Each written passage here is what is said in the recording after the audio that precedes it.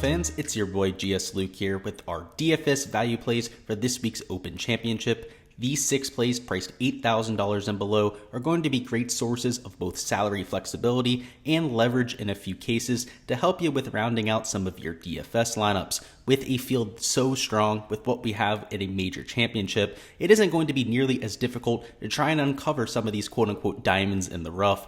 You're going to see some juicy plays in that 7K range or even the middle of the 6K range this week, and I'm going to be getting to in quite high volume. So with that being said, a lot to talk about here. Let's go ahead and hop right on in. Max Homa is the first player I have my eye on here, and at $7,900, you could argue that he's one of the more mispriced players on the slate. Of course, the pricing came out before the Scottish Open, and with his strong finish there, and of course how he's played for the last 2 to 3 months, he's somebody who could realistically be $9,000, and I still think he'd get quite a bit of attention. So at this price tag, I would definitely expect him to be at least 18, maybe even 20% plus owned, but I think it's well warranted. So if we take a look at the recent form, it really kind of speaks for itself. So down here, you can see he's made all 1, 2, 3, 4, 5, 6 of his last cuts, and that includes couple top 5 finishes, including a win at the Wells Fargo, a top 5 at the Memorial, including a few other top 25 finishes, even top 16 finishes there with the Scottish, also at the PGA Championship, and also a solid performance at the Charles Schwab. Just in general, he's been extremely consistent of late, but has also flashed that top end upside that we're looking for at GPPs. At the Memorial, another difficult track, which I expect the winning score to be comparable at that tournament to what we're going to see here at St. Andrews and at Wells Fargo, where you played in some really difficult windy conditions there. I mean, if the wind kicks up over the weekend, we get a little bit of rain like we saw at the Wells Fargo Championship. Perhaps he gets a similar look to when he went out there and was able to take it all home. If you take a look at the shots gained perspective, it gets even more attractive for Max Homa, where he's gaining off the tee, gaining 3/4 of a stroke per round on approach over his last 24 rounds, and the putter has been there as well, which that's kind of his blueprint, right? He's a great ball striker, also somebody who's going to go out there and gain with the putter, particularly when he's playing well, but more so than anything, he clearly enjoys links golf. I mean, last week had that top 16 finish, which isn't elite, but it was still pretty solid considering, his position after the first 2 days, also coming out of the harder of the 2 waves. But on top of that, he went out there and was practicing after quite a few rounds. I mean, it's widely publicized that he played North Berwick after his round there on Friday, went out there on Saturday and shot 4 under par, a bogey-free round, one of the rounds of the tournament when it came to showdown. So clearly is enjoying himself some links golf. The results are showing, and in terms of the form coming in, you're going to be hard-pressed to find a better player in the field. I mean, from the recent form perspective, he's number 12 in the field in that perspective, number 6 from a long-term course fit perspective. Just I don't think you're going to find a more balanced player in this field. It's somebody that even if he's going to be 20% owned, I might be eating that chalk. I might still be playing 30, 35% just because I think he's that mispriced. Moving on to our next pick is going to be Justin Rose at $7,400. And realistically, he's only really shown up at major championships, or at least that's the record or the rap that he's gone over the last few years. And while he's had plenty of ceilings at major championships, his recent form isn't all that bad, particularly in a 1 or 2 round sample size. So if we take a look at the recent form, you'll get an idea of what I'm talking about, where he's made 1, 2, 3, 4 out of his last 5 cuts, which is a lot more consistent for Justin Rose than we've seen for at least the last year or two. And that includes a top 5 at the RBC Canadian, also a top 15 at the PGA Championship, and at the Scottish Open, at least made the cut last week. But most importantly, I mean, he nearly broke 60, nearly shot a 59 at the RBC Canadian, finished in the top 37 at the US Open, which is at the very least respectable. I mean, he's coming in with better form than he did at the Masters when he went out there as first round leader, contended throughout the week, and a few other of his ceiling performances, including the US Open last year that you saw from Justin Rose. He was coming in with dreadful form. So for him to even be showing a semblance of anything with the shot gain metrics is going to be a plus for me here. It's more about his long-term pedigree, the fact that he's a strategic player, somebody who should fit this golf course to a T, being from England, playing on links golf courses for his entire life. He's gaining with the putter. The off the tee play has been there. He's been extremely accurate. And though the approach play hasn't been elite across the board, he is a lot more skilled with some of those shorter irons, those wedges, than he is with those mid to long irons. So in general, I think his game really suits this golf course. The recent form hasn't been ideal, but it's been a lot better for Justin Rose than what we've been used to seeing, especially at just a normal tour event like the RBC Canadian Open for quite some time. So I do like his upside here. I like the fact that we saw nearly a sub 60 round from Justin Rose, and perhaps at this major championship, he shows up once again. It certainly wouldn't surprise me all that much. Next up, we've got Keegan Bradley at $7,200. And if you're looking for major championship experience, obviously has won a major before, which I think is something that he can definitely use as a little bit of experience, something to draw off of. But more than anything, he has that wedge play I'm looking for. So if you saw my course breakdown, you'll know that I'm really looking at that 50 to 75, that 75 to 100, also that 100 to 125 yard range. And though he's not elite in all three categories, he is elite in 2 out of the 3 categories. And I'd say elite is top 15 in the field. So for Keegan Bradley, though he does have those long irons in the bag, he's somebody who's well better than tour average. I'd call him even elite on the PGA Tour when it comes to those shorter clubs. So somebody who's been really lighting it up in terms of the shots gained. You can see he's gaining across the board over his last 24 measured rounds, over a third of a stroke per round off the tee, 2/3 of a stroke per round on approach, and close to half a stroke per round with the putter, and that's the huge X factor. We know that Keegan Bradley is going to be one of the better ball strikers every single week that he tees it up. It's just when he cashes in on those opportunities, he's borderline unbeatable, and that's what we've seen of late, and that's why the recent form has been so solid for him outside of the Scottish Open.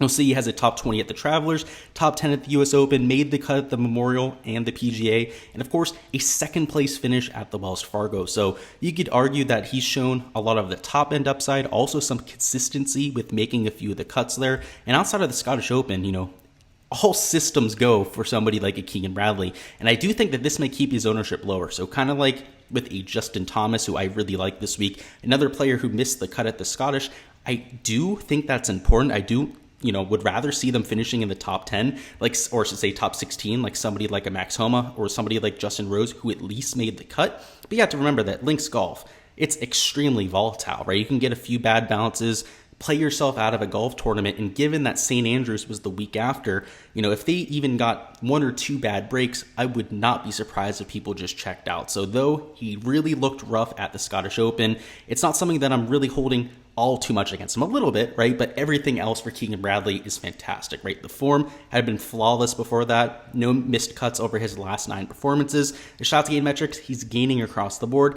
And like I said, when you do a deep dive on some of those wedge stats, he really starts to pop in that category. Mid-video plug here of my Patreon page, which is where you can get access to all of my data this week, not just the plays that I'm talking about in this video, of course, for my core plays. If you're looking for all of the guys below $8,000 I'm rostering, that's exactly how you can get access, but also for my showdown data, all of my prize pick spreadsheets, for my hit rates for all of the props there, the community Discord, one-on-one coaching, all of that you can access through my Patreon page. And there's just one tier, nothing crazy with that, no complex type of pricing or anything like that, just $10 a month gets you access to all of that. So make sure to go ahead and check that out if you're looking for all of my data, all of my picks for this week. But right back to the action. Next up, we've got Kevin Na at $7,000. And this is where we start to get towards the bottom of our value picks. And with Kevin Na, it's a similar story to Keegan Bradley, an absolute striper with those irons. And before he came off the PGA Tour, and this is something to mention with these last 24 rounds, is they're from like 6 months ago because he's on the LIV Tour, right? We haven't seen him play on the PGA Tour since he left. But before he left, oh boy, was he hitting them well, gaining 1.2 strokes per round with the approach play. And you might say, oh wow, it was just those last 24 rounds, and that was a long time ago. Who cares about that? Well, if we give him a true 50-round sample size, and that was like, I'd say the 4 or 5 months that he was on the PGA Tour this year, he was gaining 3/4 of a stroke per round on approach. Off the tee, not so good, right? You'd expect that from Kevin Na, but gaining around the green and gaining with the putter. He was really playing some solid golf, and at a golf course that's going to play as firm and as fast as it's going to this week, guys like Kevin Na are going to get an extra 40, maybe 50 yards of rollout. So on these 430-yard par 4s, he's going to have wedges, and when you take a look at those wedge ranges, just like a Keegan Bradley, he shows up in 2 out of those 3 categories. And in the category where he's not in the top 15, he's he's there like number 18. He's in the top 20 at the very least. So very consistently well above average with those wedges. You know he's going to be accurate off the tee, which at a firm and fast golf course should be the priority this week more than anything. In fact, I think on quite a few holes, players aren't going to hit driver this week because of all the extra rollout they get. The accuracy is going to be the priority far more than the distance, so expect to see a lot of driving irons, 3 woods off the tee. That is exactly what Kevin Na wants. So Kevin Kisner has played well at this golf course before, and Kevin Na, obviously a very similar type player.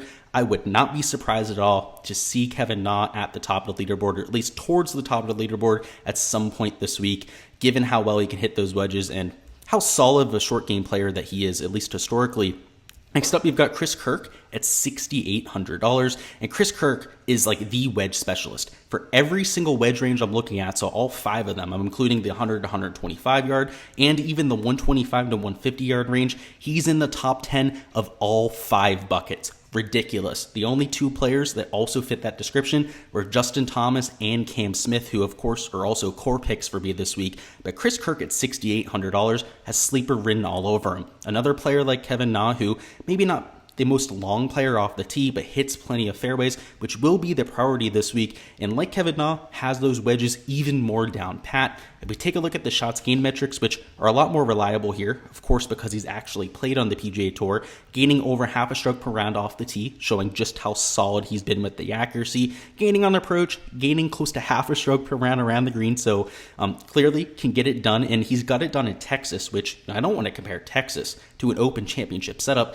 with how firm and fast those greens run, with how undulating the greens they play, at least on the PGA Tour schedule, are in Texas. At least there might be something to that, right? Chris Kirk is used to having to play along the ground in Texas, just losing with the putter, which when you get down into the 6K range, guys, particularly this week where, it's so strong up top, so strong in that mid-tier range, the bottom tier can be a little bit shoddy, right? Phil Mickelson's down there at $6,600. I can just tell you I have no interest in playing him this week.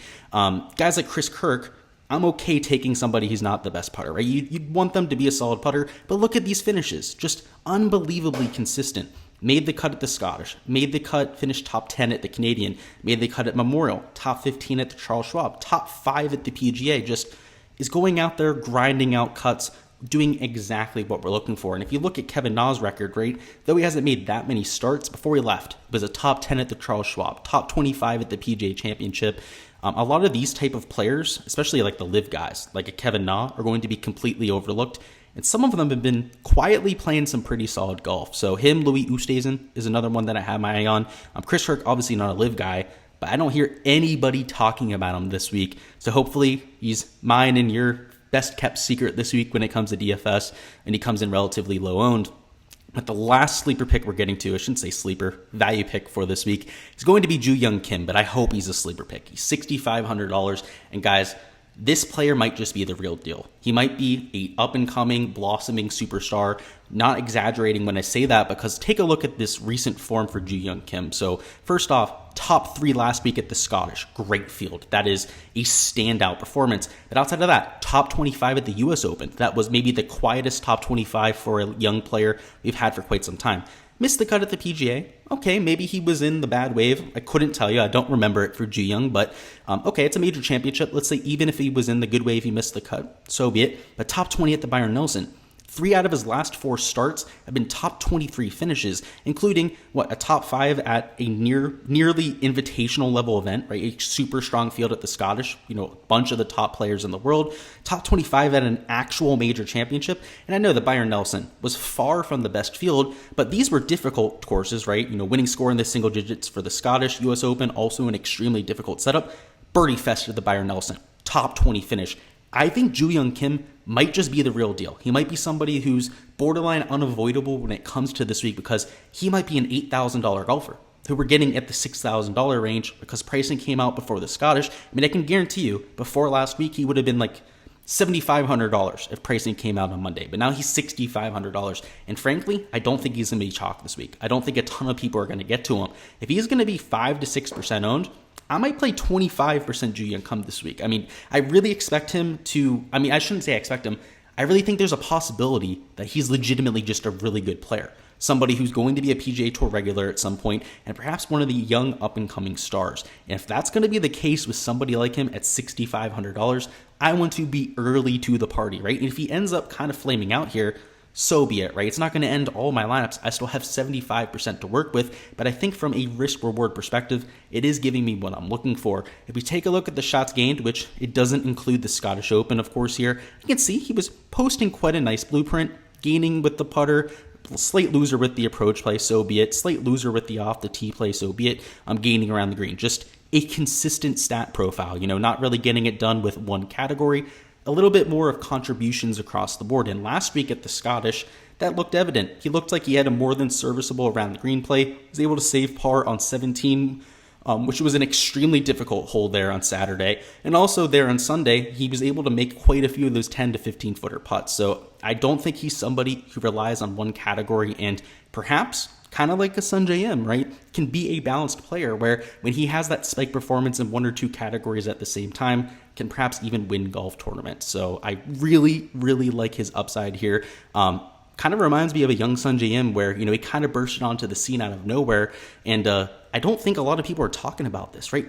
Three of his last four finishes are top 25s in pretty damn good fields for at least two of them, right? The Byron Nelson, so be it, right? Missed cut at the PGA Championship. I mean, it's a major championship, right? And this kid's like 22 years old, so be it. I can certainly look past that. I think he has plenty of potential here. And if we're early on somebody who legitimately is a top, 50 player in the world, then I think it's something that is going to be a good buy. That's all I've got for the value picks for this week. Before you hop on out of here, comment down below who your favorite player priced $8,000 and below is. And of course, make sure you go ahead and smash that like button. It really helps me out with growing the channel, also getting the content out there to more people. So really, I'd appreciate that on my end. But outside of that, guys, best of luck with all of your lineups this week. We will have fades and sleepers dropping tomorrow morning. That is on Wednesday morning. And also our weekly DFS live stream Wednesday evening at 7 p.m. Eastern time. We'll be discussing the weather there, a lot of strategy talk, whether there's any wave advantage, any of your live questions, all that sort of stuff. So make sure to stop on by on Wednesday night before you make your lineups and get the latest scoop before the Scottish Open. But until then, guys, best of luck with all of your lineups. Like I said, best of luck with any outright bets. You're going that way as well, and I'll see you guys next time.